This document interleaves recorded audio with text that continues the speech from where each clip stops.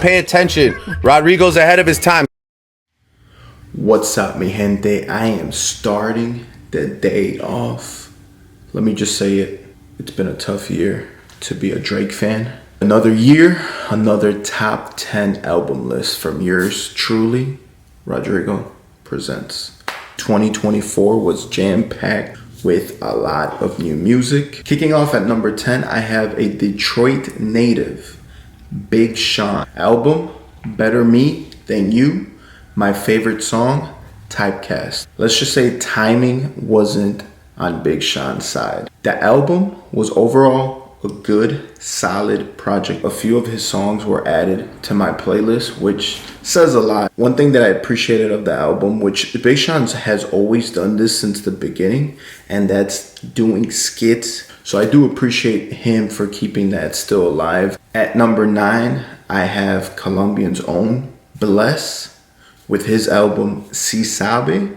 My favorite song, Ojos Azules, which translates to blue eyes. You know, for someone who has a one-sided beef with this artist, anytime that he drops a project, I definitely give it a listen. Now, I appreciate the energy that he brought to this album. It had a really good mix of Latin trap with reggaeton. And not to mention, the list of features that he put on this album was the cause that elevated this project to make it to my list.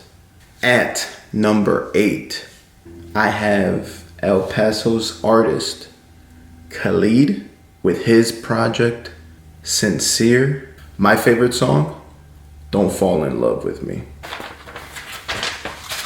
Even though in 2024, one of his previous flings outed Khed, let me just say, we knew, and I still fucks with your music. Art is expressive, and he has been an artist that always brings heat when it comes to dropping albums. At number 7, I have North Carolina's legend, J. Cole, with his album, Might Delete Later, my favorite song, Crocodile Tears. And let me tell you, the only thing that got deleted was my original favorite song off this project, which was 7 Minute Drill. The one thing that 2024 showed us was there's no more big three. I personally wasn't a fan with his early projects. I've admitted that my first album that I actually sat through and enjoyed from him was All Eyes on Me. From that project on, anytime he drops,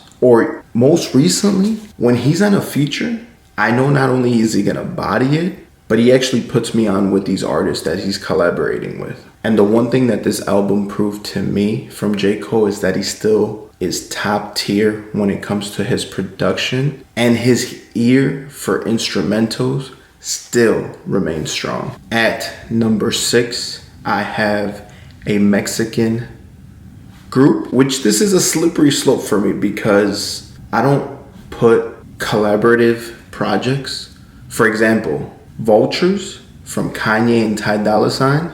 Even though it was a great album and we got 2 of them, to me, this list is about artists. And that is the reason why I say it's a slippery slope, because when it comes to a lot of these Mexican artists, either they're solo or they're in this situation, which is it's one main singer. And even though it's a band, there's only one main guy who's the artist. Coming in at number 6, I have Fuerza Regia with their album Pero No Te Enamores. My favorite song is Valeria. This is the first album that I can actually sit with because of its replay value. I would definitely say that in the last 2 years, Mexican music has definitely grown to the masses. The main artist of this group, for say, is J.O.P. While I was listening to the interviews that he came out with for the promotion of this album, he kept mentioning the phrase Jersey Corridos to describe this new genre of music, which is a blend of electronic with your traditional Mexican music. At number 5, I have a artist from Brooklyn, Leon Thomas, and his album Mutt My favorite song off this project, Vibes Don't Lie. If you have watched my previous top 10 lists, you know that R&B is one of my favorite music genres. Came back around and I listened to a lot, and I mean a lot of R&B. Now let me preface that when you see my list of albums for last year, there's gonna be one on there that, because of everything that conspired, you might be like, whoa, why is he listening to this guy? That album is great, but 2024 was definitely not his year. So Leon Thomas, I was put on by the JBP. That was the first time I heard of this person. And after watching the interview, to say the least, not only was I happy with the project, but to me, one of my favorite things to do to this day is, one, discover a brand new artist, and two, become a supporter of their music. This is one of those examples that happened in 2024. This album to me displayed a level of vocals and a lot of relatable lyrics to me.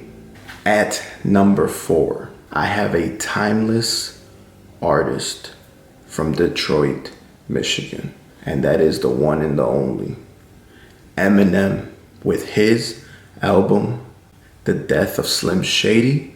My favorite song, Somebody Save Me. I have to mention, for someone who video logs his own life, when this project came out and the videos started dropping for this album, to see all this home footage, and I get the whole premise of this album. I do have to mention that thanks to my friend Jose, he was the one that pushed me to listen to this album, because the last 3 Eminem drops, I listened to them, but none of them really stuck with me. And it was like, okay, I feel like he said everything he has to say. And for an artist of his magnitude, this album brought me back to when I started first listening to him. Also, one of his most recent music videos that came out about his daughter, and the fact that it was like present day with past video footage of when she was younger, and gives me an idea as somebody who likes to record, the day I had my own family, to be able to record those moments. And it's not always about sharing it right away. Sometimes those moments are just for you. That music video displayed his daughter getting married, and it was like a perspective of him talking to his daughter once he's gone. Like, that was one of those songs in this album that, besides my favorite song, like the concept of it is like you can start realizing like we're all getting older, and these artists that when I was a kid I would look up to, now you're just like, wow, like you're just a dad. And even though your job is being an artist, one of the best, at the end of the day he's just a dad. And I think that music video really did a great job of displaying that. The way that it ends with his daughter surprising him that he's gonna be a granddad, like, I don't know if we're gonna get any more Eminem music in the near future. If this is an album that he leaves us with for the next few years, it's just that good. Now, rounding off the top 3. At number 3, I have another legend. This legend is special to me because we share the same motherland, and that's Colombia. J Balvin with his album, Rajel. My favorite song, Origami. I personally have felt that one of his Achilles heels has been that when it comes to dropping full albums, minus Odisea, which was with Bad Bunny, but I'm biased. Don't get me wrong, he drops hit songs on these albums, but they're just never, to me, has been one that I've been able to listen from beginning to end until this one.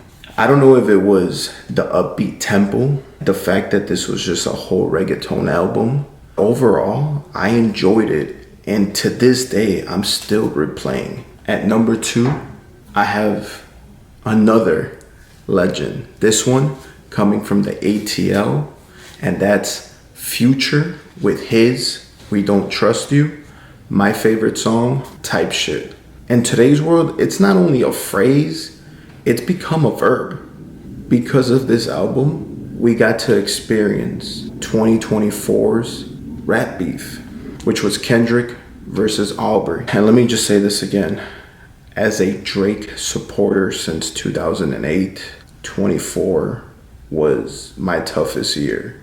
As a supporter, the moments that this album calls, 5 years down the road, we're gonna look back and say, wow, what a legendary year to experience, especially with all the music that came from all parties. And not to mention, Future not only dropped this album, he dropped 2 additional albums, and the third one you could say was a mixtape. And let me give credit where credit is due.